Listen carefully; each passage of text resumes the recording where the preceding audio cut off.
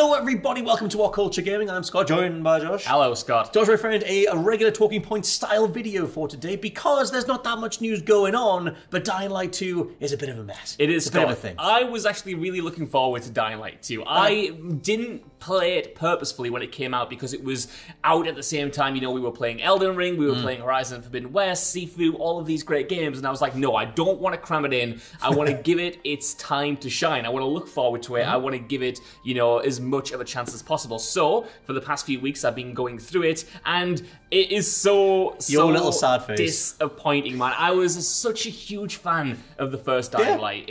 This sequel has been long overdue. You know, it's 7 years in development, a lot of delays, a lot of roadblocks, and it's finally come out. And it's an ambitious mess. That's how generous I would be to it. It's ambitious, but man, is this thing just incredibly wonky top to bottom. Well, I mean, looking at it going in, obviously there was a whole bunch of developer turmoil. There was a lot of stuff behind the scenes with the game being delayed and all these various different versions of the game that seem to be coming together with the developers themselves, Techland, asking for more money, bolting more features on, hyper-extending the development, and then actually going, no, it's totally fine, it's going to be coming out, don't worry about it, this is how long the game will be, and there was a whole sort of furore around the hundreds and hundreds of hours of potential filler content. Yeah. And it seems like overall they've kind of just done a video game, done an open world modern video game, but to a fault. It's very tick-boxy by the sounds of it. This is a video game-ass video game in good and bad ways, yes. But the main issue with it is the story and the characters and the narrative choices, because they've essentially tried to ape a Bethesda-style RPG structure with this one this time around.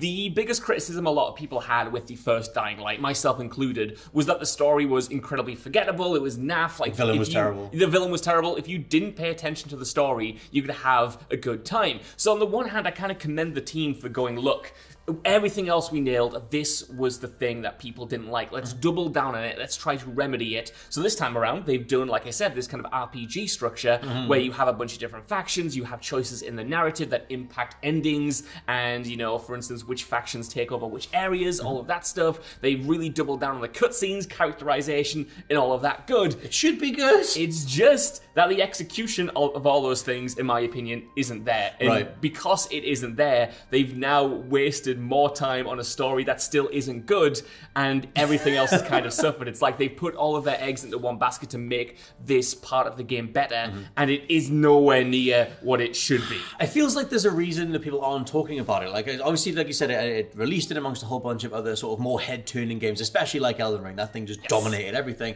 But at the same time, Dying Light was always that game that had almost like a cult fandom. It became a more cult fandom over time. It was initially a big talking point alongside Dead Island, and then Dying Light was like, okay, this is the one. This is the thing you need to play. And then I feel like a lot of people, a lot of fans propped that up over time, like us, talking about reasons to go check it out and everything. And it's just like that didn't really translate into Dying Light 2. And it feels like what was this focused, really cool parkour zombie game initially kind of just became every other open world, stodgy, feely game, like Ghostwire Tokyo or something, where it's like, should be bankable, but it's kind of just boring. Absolutely. You know, they've clearly gone very ambitious with it. They've had 7 years in development, like you said, but in doing so, they've lost the tightness, the density of the content that made the first game so good. Like, just exploring the open world in the first game, you know, parkouring around, doing little side missions, you know, trying to get home before night descended to get away from the, like, really vicious zombies. Like, that flow was so good, and this time around, it's kind of, like, fractured and kind of, you know, like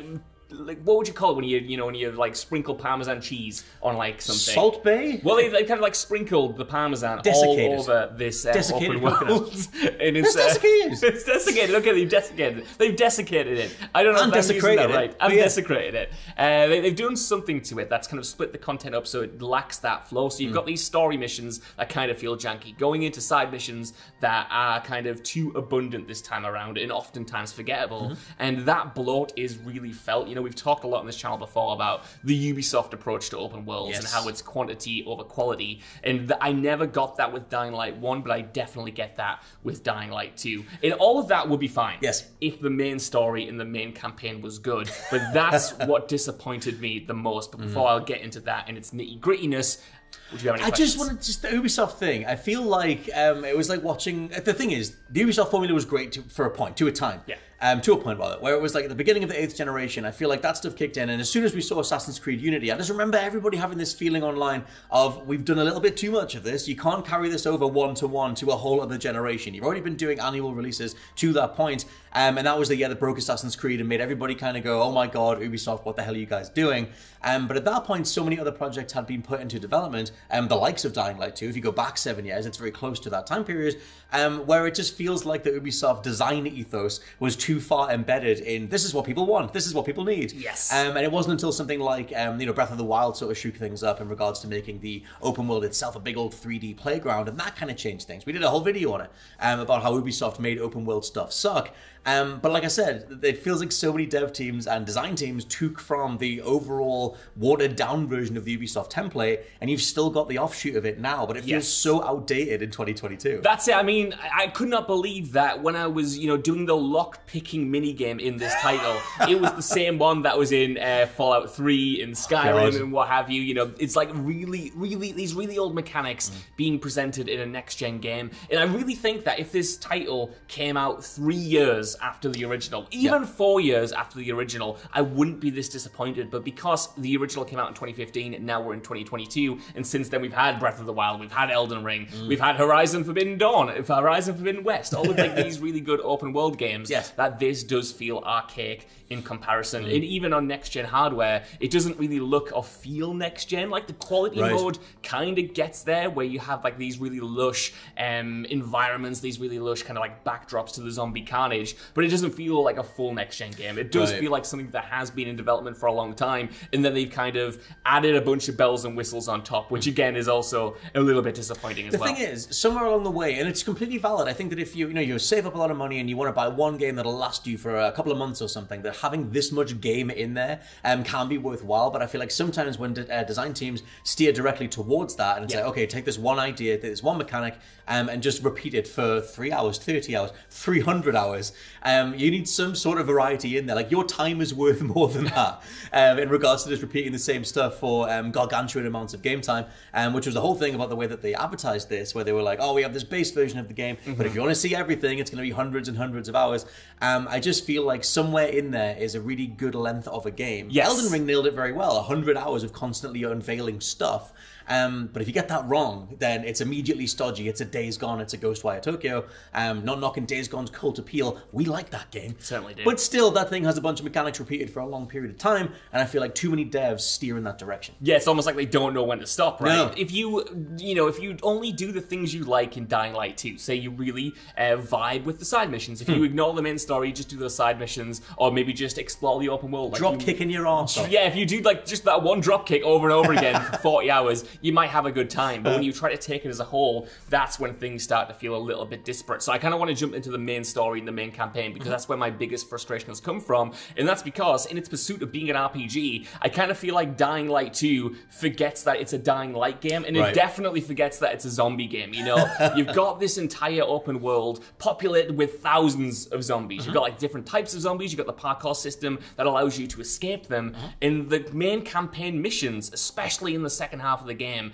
are so concerned with having you fight humans in one-on-one or maybe 1 versus 3 kind of like melee fights, and that's just not what I'm there for. Yes, there is zombie anarchy in the side missions and stuff, but when the zombies themselves feel tangential in the main plot and in the main set pieces of the plot, that to me is incredibly disappointing, because I don't want to be in this kind of like condemned criminal origin style combat system when I'm playing this like excellent zombie game where I can drop kick a zombie across a bridge. Like, why is that not the focus? Why am I like hitting guys in masks? I love Condemned Criminal Origins, the original game, for the most part, but also love Chronicles of Riddick. There's a really cool space for first-person melee combat. However, that space could be in Dying Light, but not against human enemies. That's the reason you're signing up for this stuff is for, like, I mean, even though like one of the best parts of Dying Light's original reputation was the fact that you had the zombies that change as nightfall comes around. You have to use different mechanics to get around them, and it's like, you'd think that would be the thing that they would expand a lot more of, not go, here's some human enemies that we can put in the trailer and try and make you think that it's like every other action game. Yeah, that's it, and it does kind of feel like every other action game when you get into those scenarios, and I might have cut it more slack if they kind of